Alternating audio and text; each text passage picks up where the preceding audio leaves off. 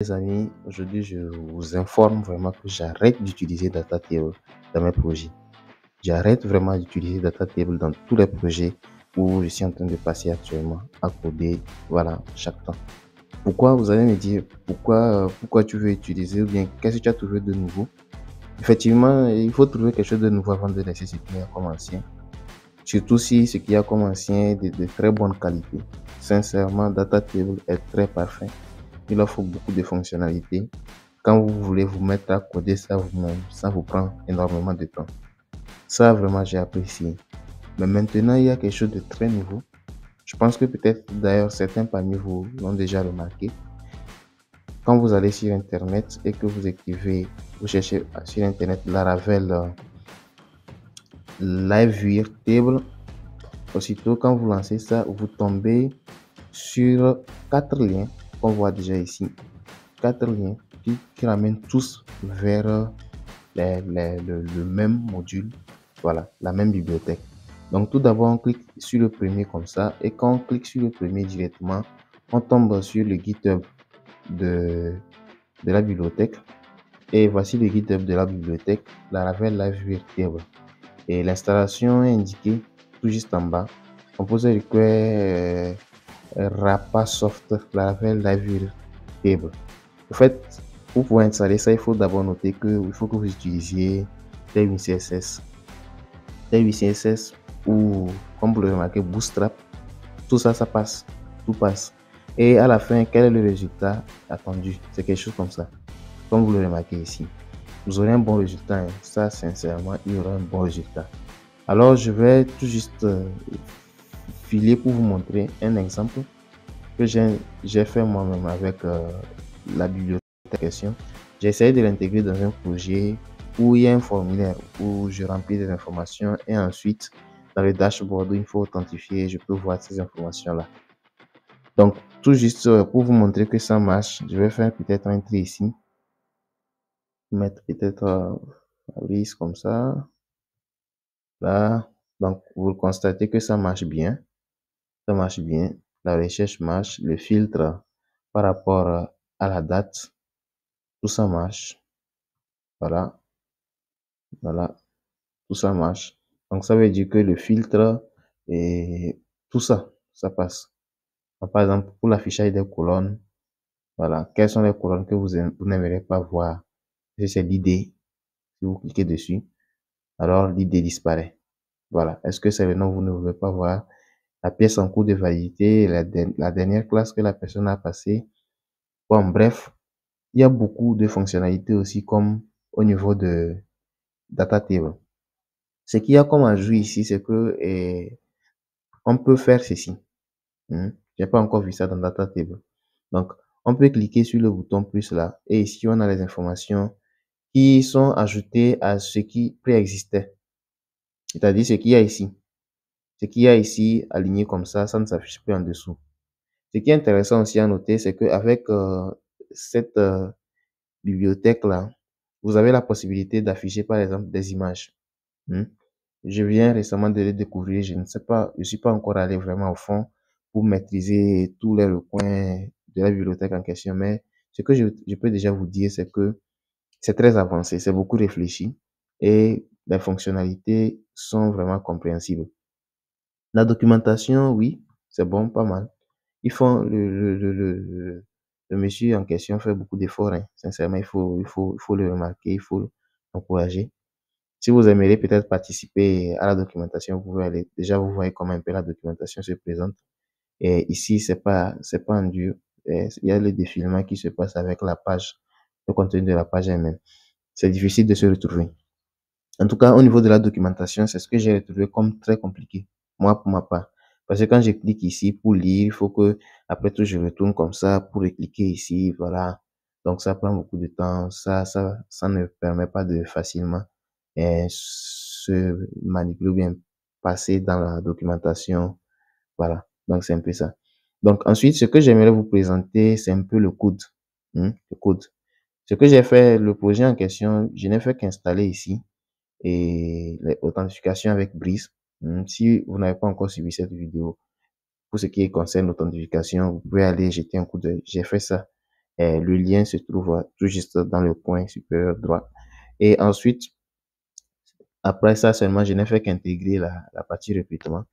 Voilà, donc la partie recrutement, c'est là il y a vraiment le module en question. Vous allez me poser la question, comment est-ce que j'ai pu coder ça? Donc, au fait, le dashboard, lui, s'affiche comme ça. Et voilà, il est là ici. Mais à part le dashboard, il y a vraiment une page qui est plus importante que je vais vous présenter tout de suite. Donc, alors, on y va directement. Il s'agit de la page recrutement. Donc, c'est ici, il y a le formulaire en question. C'est ici, je fais le contrôle sur les champs. Et ensuite, il y a recrutement table. Voilà, donc c'est ici, il y a le live view qui permet d'afficher le lien slash recrutement en question. Donc ici, il y a ça. Mais maintenant, et comment est-ce que je fais pour pouvoir récupérer ces données-là? Donc ici, je vous montre directement le modèle qui est là ici. Donc voici le modèle en question ici et c'est le modèle ici. Donc avec les données qu'il y a dans la base de données. Donc ici, si vous prêtez attention à la documentation et la commande pour l'installation indiquée ici.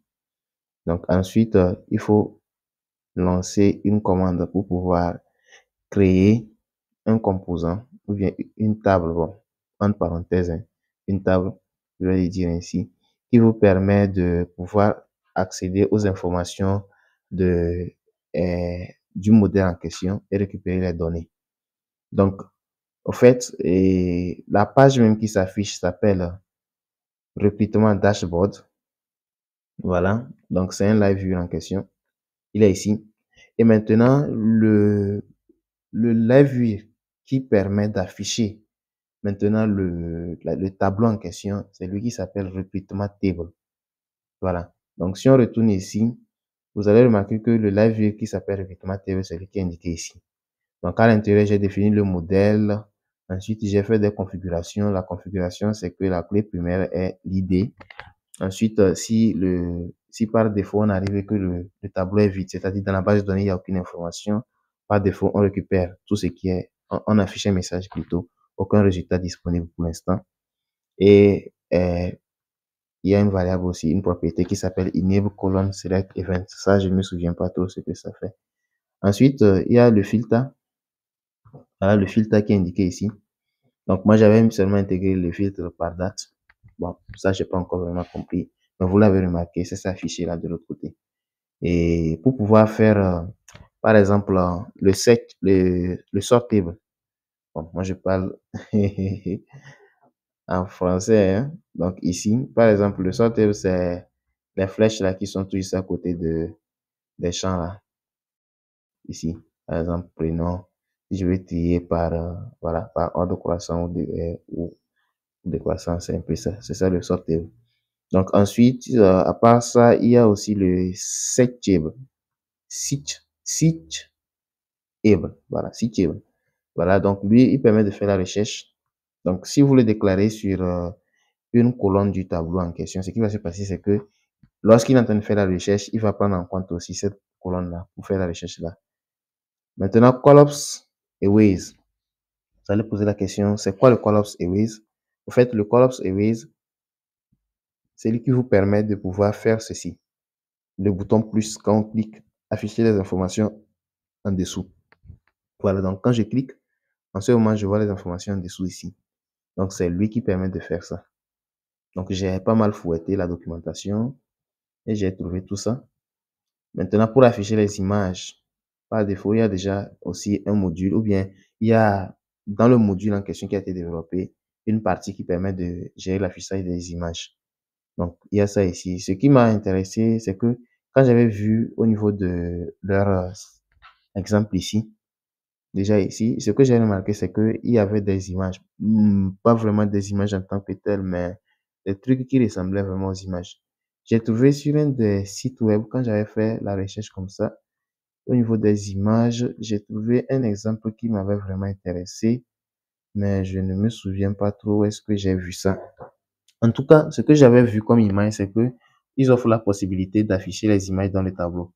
Donc, c'est pourquoi j'ai pris directement le module en question. Donc, voici l'image en question ici, par exemple. Ça, j'ai pris l'image de mes dernières vidéos que j'ai publiées en ce qui concerne la veille sur ma chaîne.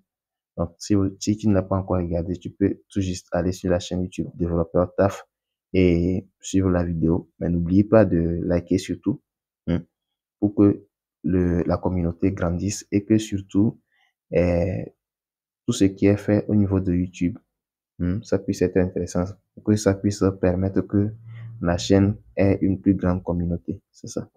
Donc ici, par exemple, vous allez voir le bouton Action et Edit. Le bouton Action et Edit, peut-être vous allez poser la question d'où ça vient. Action et Edit. Donc il y a aussi une importation qui s'appelle bouton groupe colonne qui permet d'afficher les colonnes. Dans la colonne, un groupe de boutons. Donc, qui sont des actions en fait. Donc, par exemple, moi, j'ai intégré deux boutons, c'est-à-dire la vue et la modification. Pour l'instant, j'ai pas encore codé la vue et la modification. Du coup, ce que j'ai fait, c'est que j'ai mis ici les routes qui redirigent vers, au fait, la page elle-même. Donc, quand on clique dessus, au fait, on revient vers la page elle-même.